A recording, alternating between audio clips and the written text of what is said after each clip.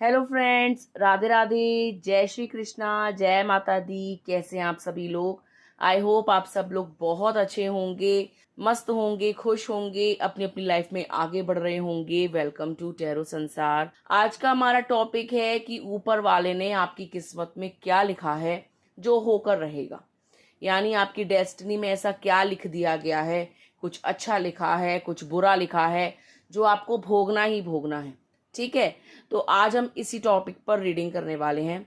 ये एक timeless reading है, तो आप जब कभी भी इसे सुनोगे ये आपसे रेजोनेट करेगी। और एक जनरल रीडिंग है। ठीक है, ऐसा ज़रूरी नहीं है कि जो नंबर आप सेलेक्ट करें उसमें आपकी रीडिंग हो सकता है कि आपकी रीडिंग अनदर नंबर में हो, नेक्स्ट नंबर में हो, किसी ना किसी नंबर से आपकी रीडिंग रेजोनेट कर जाएगी। और एक जनरल रीडिंग है तो इसको जनरल के तरीके से ही लीजिएगा। अपने आप को जबरदस्ती फिट इन करने की कोशिश मत कीजिएगा। ठीक है, और जेंडर बेस्ड रीडिंग नहीं है। आप लड़की हैं या लड़का, आपको पूरा अधिकार है ये जानने का कि आपके भाग्य में क्या लिखा है, आपकी किस्मत में क्या लिखा है जो होकर रहेगा। ठीक है, यहाँ स्क्रीन पे आपको दो बाबा जी दिखाई दे रहे होंगे, डिफरेंट डिफरेंट एंजल नंबर्स के साथ। जो नंबर आपको अपनी तरफ अट्रैक्ट करे, आप उस एंजल नंबर को ईश्वर को याद करके, अपने ईष्ट को याद करके, अपने गुरुजन को याद करके सेलेक्ट कर सकते हैं। तो एक लंबी गहरी सांस लीजिए, ईश्वर को याद करिए और एक पाइल को चूज कीजिए। आई होप आपने पाइल चूज कर लिया होगा। आइए देखते हैं, अगर आपने पाइल नंबर 1 को या फर्स्ट एंजल नंबर को चूज करा है तो आपकी किस्मत में क्या लिखा है जो होकर रहेगा, जो आपको झेलना ही झेलना है या जिसको आपको भोगना ही भोगना है। ठीक है, पाइल नंबर 1 ऐसा लगता है, अगर मैं आपके प्रेजेंट की बात करूं या आपकी पर्सनैलिटी की बात करूं, तो आप ना इस वक्त एक ऐसे व्यक्ति हो जो हिम्मत से काम ले रहे हैं। यानी आप जितनी भी स्ट्रेंथ है ना आपके अंदर, वो आप पूरी स्ट्रेंथ लगा रहे हो जीने में। कोई ना कोई सिचुएशन ऐसी है आपकी लाइफ में जो बहुत टफ है, लेकिन आप उसको बहुत पेशेंटली हैंडल कर रहे हो, बहुत हिम्मत से आप उसको हैंडल कर रहे हो।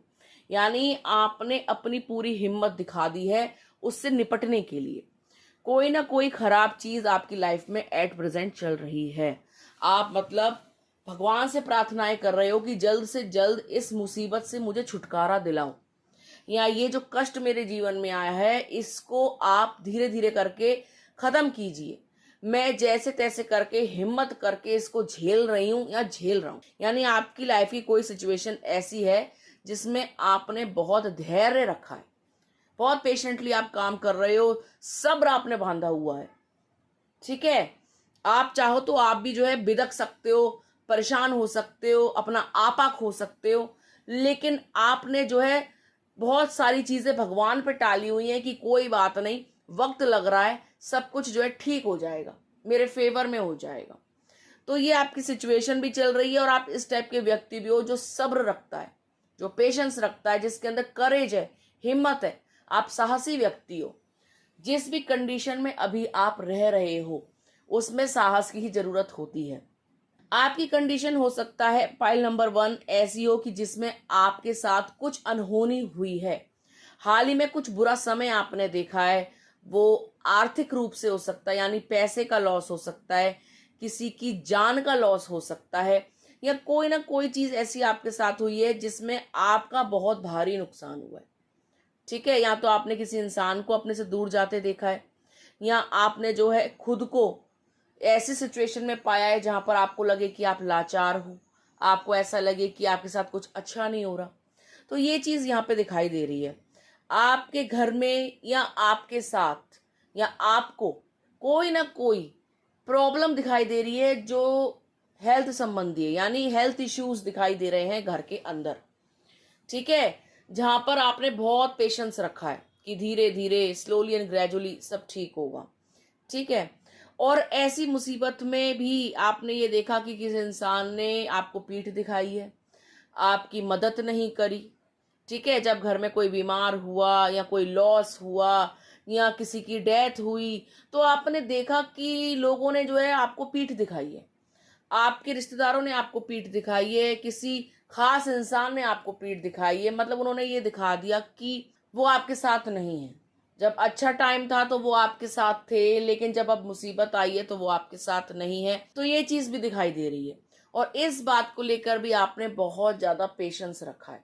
मतलब आपने कहा कोई बात नहीं, सबका टाइम आता है, तुम जो कर रहे हो करो, तुम्हें इसकी सजा जरूर मिलेगी। तो आपके दिल से ये बद्दुआ निकली या ये हाय निकली, इस टाइप की आप जो है बात करते हुए नजर आ रहे हो।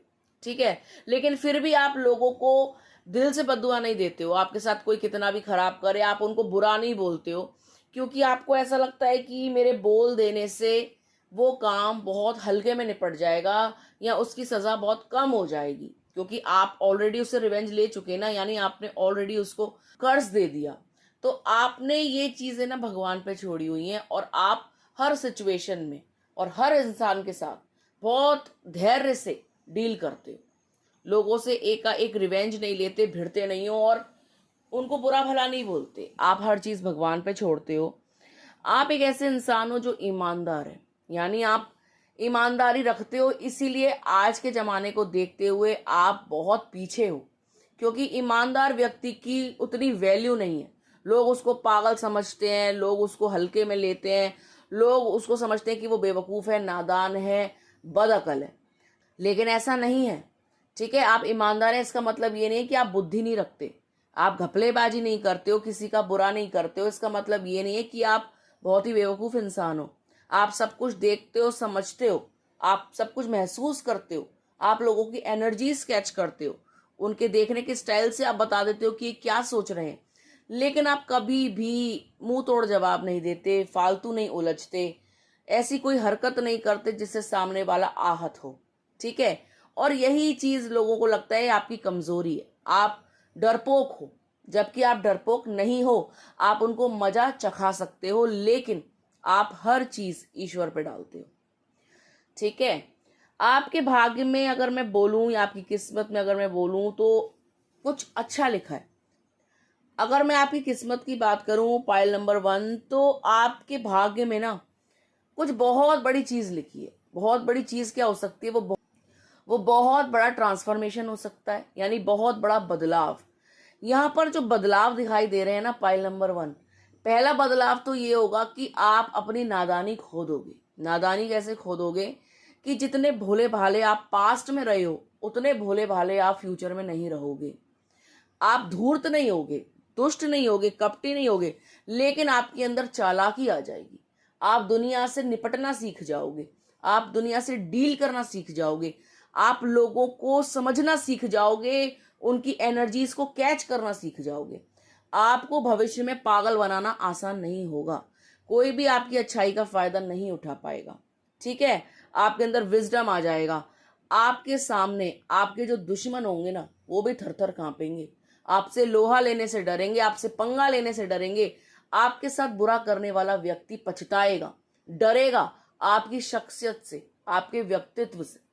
आपकी लाइफ में एक बहुत बड़ा चेंज आएगा, एक ऐसा चेंज जो आपको पूरी तरीके से बदल देगा। 360 डिग्री आपके अंदर चेंज ले आएगा वो। आपका व्यक्तित्व बदल जाएगा, आपके हालात बदल जाएंगे, घर की परिस्थितियां बदल जाएंगी। देखते देखते आपके जीवन में जो बदलाव आएगा वो काफी सकारात्मक होगा हर तरीके से, क्योंकि जो भी पेशेंस आपने रखा, उस पेशेंस का रिवॉर्ड आपको मिलेगा। ठीक है, आप एक ऐसे व्यक्ति हो जो बहुत ही आशावादी है। कितनी भी बेकार सिचुएशन है, कितनी भी करप्ट सिचुएशन है, आपको लगता है एक ना एक दिन भगवान सब कुछ सही कर देगा, वो मेरी सुन रहा है। जब मैंने कुछ गलत नहीं किया तो मेरे साथ गलत क्यों होगा? और आपकी जो धारणा है ना, ये बहुत अच्छी है, पॉजिटिव है। ठीक है, आप एट प्रेजेंट ऐसा लगता है कि बहुत ज्यादा पॉवर्टी भी देख रहे हो, यानी पैसे की दिक्कत देख रहे हो। ठीक है, और घर में आपके जो बूढ़े सदस्य हैं, जैसे सास ससुर हो सकते हैं, दादा दादी हो सकते हैं, वो हॉस्पिटलाइज्ड हैं या बेड पे हैं या किसी ऐसी बीमारी से ग्रस्त हैं जिसमें काफी अमाउंट में पैसा जा रहा है, यानी उनकी हेल्थ को सुधारने में, उनको रखने में, उनकी तबीयत को मेंटेन रखने में आपका काफी पैसा जा रहा है। ठीक है, तो ये जितना भी पैसा आप उन पर लगा रहे हो ना, आप चिंता मत करो, वो आपको वापस मिल जाएगा किसी ना किसी रूप में, वो पैसा आपके पास लौट आएगा। ठीक है, आप अगर घर के बड़े बूढ़ों का ख्याल रखते हो, उनकी हर ज़रूरत का ख्याल रखते हो, उनके स्वास्थ्य का ध्यान रखते हो, तो कहीं न कहीं आप परमात्मा की नज़र में एक बेहतर इंसान हैं, आप एक सफल व्यक्ति हैं और आपके इस कर्म का, सुकर्म का आपको अच्छा अवार्ड मिलेगा, ठीक है? क्योंकि आप मानव सेवा कर रहे हो, क्योंकि आप तन, मन, धन से किसी की सेवा कर रहे हो और आज के समय में मानव सेवा ही सबसे बड़ी सेवा है, ठीक है? तन से जितनी सेवा हो जाए, मन से जितनी सेवा हो जाए, धन से जितनी सेवा हो जाए, वही सेवा है। रोगी को सही करना, निर्धन को पैसा देना, असहाय का सहारा बनना, अनाथ बच्चों को पढ़ाना, ये सब करने से ही जो है परमात्मा खुश होता है, ठीक है? तो आप ये सब करते हो। आपका दिल ऐसा है कि आप नहीं देख सकते किसी को परेशान, आप नहीं देख सकते किसी को बीमार, आप नहीं देख सकते किसी को दुखी, तो आपका हृदय बहुत सॉफ्ट है और आप एक का एक मदद करते हो, चाहे अपना हो या पराया, ठीक है? आप एक बहुत ही बैलेंस्ड व्यक्ति हैं, आपका भाग्य बहुत प्रबल है, आप अपनी किस्मत में ना बहुत सारी सेवा लिखा के लाए हो, बहुत सारे कर्म लिखा के लाए हो ऐसे जो आपको करने ही करने हैं। आपको जन कल्याण के कार्य करने हैं, आपको लोगों की भलाई करनी है। हो सकता है कि आपके पास इतनी बुद्धि हो, इतनी नॉलेज हो, इतना ज्ञान हो कि जब किसी के ऊपर कोई आफत आती हो, कोई प्रॉब्लम आती हो, तो लोग आपसे कंसल्टेशन लेते हो, लोग आपसे काउंसलिंग लेते हो कि हमको ये दिक्कत आ गई है, बता दीजिए कैसे होगा, या आपको जो है बहुत सारी रेमेडीज पता हो, यानी आपके अंदर नॉलेज है किसी ना किसी चीज की, किसी भी फील्ड में हो सकती है, वो मेडिकल में हो सकती है, सोशल में हो सकती है, पढ़ाई से रिलेटेड हो सकती है, यानी आपके पास बुद्धि है, ठीक है? तो भगवान ने ना यही बुद्धि आपको इसलिए दी ताकि आप ना इससे जन कल्याण करो, जो भी असहाय हैं, ठीक है, आप उनका कल्याण करो अपने दिमाग से, अपनी बुद्धि का इस्तेमाल करके, ठीक है? तो ईश्वर ने आपका जन्म इसीलिए किया है ताकि आप जन कल्याण कर सकें, लोगों की भलाई कर सकें। तभी भगवान ने आपके अंदर धैर्य भी कूट कूट के भरा है, क्योंकि इम्पेशेंट इंसान कुछ नहीं कर सकता, वो भड़बड़ा जाएगा, परेशान हो जाएगा, एकाएक गुस्सा कर देगा, ठीक है, अपने आप को ज्यादा महान दिखाएगा। लेकिन भगवान ने आपको एक कंप्लीट मैन, एक कंप्लीट वुमन के रूप में भेजा है ताकि आप कितनी सारी चीजें तो खून का घूंट पी के रहें, इतनी सारी चीजों में आप जो है सब्र करें। इसलिए आपके पास पैसा भी उतना नहीं है, क्योंकि भगवान को आपके टेस्ट लेने हैं, भगवान को आपकी टेस्टिंग करनी है। तो पहले वो आपको जांचेंगे, परखेंगे, आपका टेस्ट लेंगे कि भाई कैसी भी सिचुएशन आ जाए आप डील तो कर लोगे ना। चाहे पैसा नहीं है तब भी आप भगवान को तो याद करोगे ना, चाहे आप मुसीबत आ गई तब भी आप भगवान को तो याद करोगे ना। और आप हर टेस्ट में पास हुए, आपने दिखा दिया कि आप लालची नहीं हो, आपने दिखा दिया कि पैसे से ज्यादा आपके लिए इंसान वैल्यू रखता है, आपने ये भी दिखा दिया पैसे से ज्यादा जज्बात वैल्यू रखते हैं, आपने ये चीज भी शो करी ऊपर वाले को कि उससे बड़ी शक्ति इस ब्रह्मांड में दूसरी कोई है ही नहीं। तो भगवान आपसे अति प्रसन्न है और उन्होंने आपकी किस्मत में ये कष्ट, ये दुख, ये धैर्य इसलिए लिखा ताकि आपको चमका सके, ताकि आपको एक नाम, मुकाम हासिल करवा सके, जो आप इस जीवन में अवश्य करोगे, ठीक है? आप अपने जीवन में बहुत बड़े बड़े परिवर्तन देखेंगे और आप दूसरों के जीवन में भी बहुत बड़े बड़े परिवर्तन लाएंगे, ये आपकी किस्मत में लिखा है, ठीक है? आप हील कर सकते हो, लोगों को समझोगे, लोगों की बातों को जानोगे, आपके पास बैठकर लोग ना धन्य महसूस करेंगे, हल्का महसूस करेंगे, रिलैक्स महसूस करेंगे। आप एजुकेटेड भी बहुत हो, ठीक है? जरूरी नहीं है कि आपके पास बहुत ज्यादा डिग्री, डिप्लोमाज हैं, लेकिन आपका जो नॉलेज है वो इनफाइनाइट है, ठीक है? उसके बल पर आप लोगों का कल्याण करेंगे और जैसे जैसे आप इस फील्ड में आगे जाते जाएंगे, हीलिंग में या दूसरों के वेलनेस में, ठीक है, तो वैसे वैसे आपकी किस्मत बुलंद होती जाएगी, ठीक है? जो भी आपकी मैनिफेस्टेशंस हैं वो पूरी हो जाएंगी, आपके एफर्मेशंस पूरे हो जाएंगे, आपकी हर चीज आपकी इच्छा अनुसार होगी, ठीक है गाइस? तो आई होप आपको समझ में आ गया होगा पाइल नंबर 1 कि आपकी किस्मत में क्या है, आप क्या करोगे और आप किस चीज के लिए इस धरती पर आए हो, जन्मे हो, ठीक है? आइए देखते हैं, अगर आपने पाइल नंबर 2 चूज करा है तो आपकी किस्मत में क्या लिखा है जो आपको भोगना है। आइए देखते हैं, अगर आपने पाइल नंबर 2 को चूज करा है तो आपकी किस्मत में क्या लिखा है जो आपको भोगना पड़ेगा या आपके साथ होगा ही होगा। पाइल नंबर 2, ऐसा लगता है कि कोई चीज ऐसी है जिसको लेकर आपने अपनी आंखों पे ना पट्टी बांधी हुई है, आप उस चीज को देखना ही नहीं चाहते हो, समझना ही नहीं चाहते हो, वो ऐसी चीज़ है जो आपको आगे नहीं बढ़ने दे रही, ठीक है। या फिर आपको ऐसा लगता है कि कुछ नहीं होगा, आप स्टक हो, यानी आपको ऐसा लग रहा है कि जो सिचुएशन है ये एंड नहीं होगी, यानी किसी चीज़ पर कोई ऐसी चीज़ है जिसको आपने ब्लाइंडफोल्डली एक्सेप्ट कर लिया कि कोई बात नहीं, जो हो रहा है होने दो, ठीक है। आप कॉम्प्रोमाइज कर रहे हो किसी चीज़ को लेकर कि ठीक है, यही मेरे भाग्य में लिखा था, यही मुझे भोगना होगा। कुछ ना कुछ आपकी लाइफ में ऐसा है जिसको आप जबरदस्ती झेल रहे हो, जिसको झेलना नहीं चाहिए था लेकिन आप झेल रहे हो, ठीक है। यहाँ पर आप बैलेंस बना के चल रहे हो, एक तरफ तो आपको अच्छे ख्याल आ रहे हैं, दूसरी तरफ आपको बहुत ही बुरे ख्याल आ रहे हैं, और आप बैलेंस बना के चल रहे हो, ठीक है। आपकी लाइफ में ऐसा लगता है कि खुशियां तो आती हैं लेकिन आप उनको महसूस नहीं करते हो, ठीक है। आप खुशी को एक्सप्रेस नहीं कर पाते हो, महसूस नहीं कर पाते हो। आप छोटी छोटी खुशियों में अपना आनंद नहीं ढूंढते, परेशान ज्यादा रहते हो। खुशी कितनी भी बड़ी हो छोटी हो, आप उसको पूरा जी नहीं पाते, पूरा एंजॉय नहीं कर पाते, ठीक है। क्योंकि एक तो कारण ये है कि आपके पास जो बुद्धि का स्तर है वो औरों से ज्यादा है, तो आप हल्के दिमाग के नहीं हो, तो हल्की हल्की खुशियां आपको कोई ज्यादा आपके ऊपर इम्पैक्ट नहीं डालती, ठीक है। और आप विचलित ज्यादा रहते हो। देखिए, दिमाग जिसके पास होगा उसी का दिमाग विचलित रहेगा, ठीक है। जो कम दिमाग के लोग होते हैं वो तो ज्यादा प्रसन्न ही रहते हैं, खुशी रहते हैं। टेंशन वही लेता है जो ब्रेन रखता है, और आप ऐसे व्यक्ति हो जो ब्रेन रखता है और टेंशन भी बहुत ज्यादा लेता है, ठीक है। आप बहुत ज्यादा मेहनत करते हो, आप हार्ड वर्कर हो, आप हार्ड वर्क बहुत करते हो। चाहे आपकी निजी जिंदगी हो तो भी आपकी जिंदगी में बहुत मेहनत लिखी है, चाहे आपकी प्रोफेशनल लाइफ हो वहां पर भी आप बहुत मेहनत करते हो, और आप चैलेंजेस भी बहुत देखते हो अपनी जिंदगी में। आपने चुनौतियां बहुत देखी हैं, पल पल पे चुनौती देखी है, पग पग पे चुनौती देखी है, और आप यही सोचते हो कि आपकी किस्मत में क्या चुनौतियां ही लिखी हैं। इतनी चुनौतियों को पार कर लिया, आगे कितनी देखनी होंगी, आखिर कब तक मुझे ये सब कुछ फेस करना होगा, ठीक है।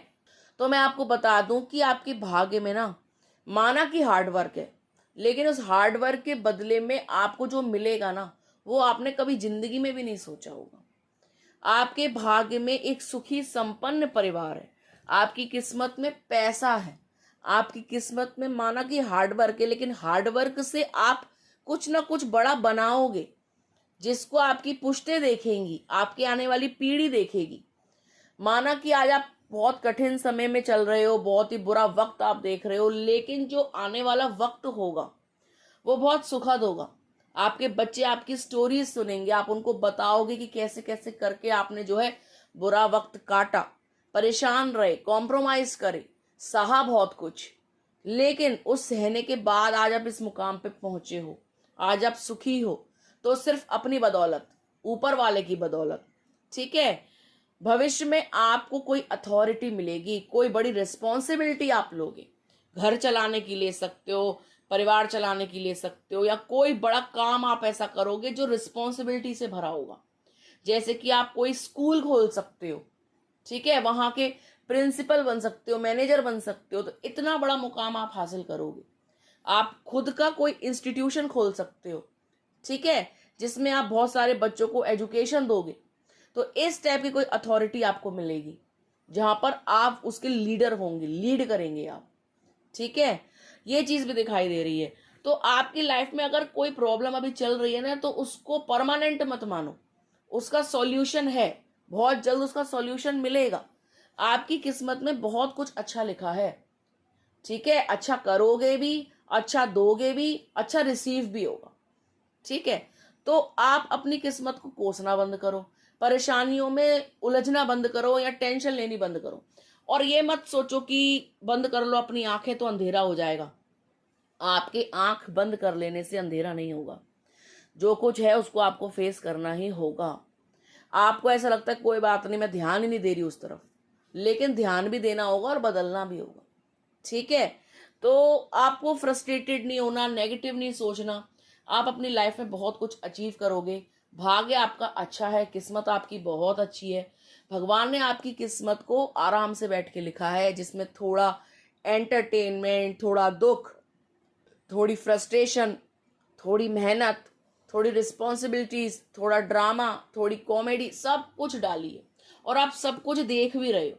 एक पल में आप खुश होते हो, अगले पल आप दुखी होते हो, एक तरफ आप पॉजिटिव होते हो, अगले पल आप नेगेटिव होते हो। परिवार कभी सपोर्ट करता है, कभी आपके एंटी होता है, कभी आपका मूड बहुत अच्छा होता है, कभी बहुत बुरा होता है, कभी आप खुद को कॉन्फिडेंट पाते हो, कभी आप सारा कॉन्फिडेंट लूज कर देते हो। तो ये खट्टी मीठी चीजें आपके साथ चलती रहेंगी, ये जीवन के अनुभव आपके साथ चलते रहेंगे, ये आपको सहने होंगे, सहने पड़ेंगे। ठीक है, आप चीजों से भाग नहीं सकते।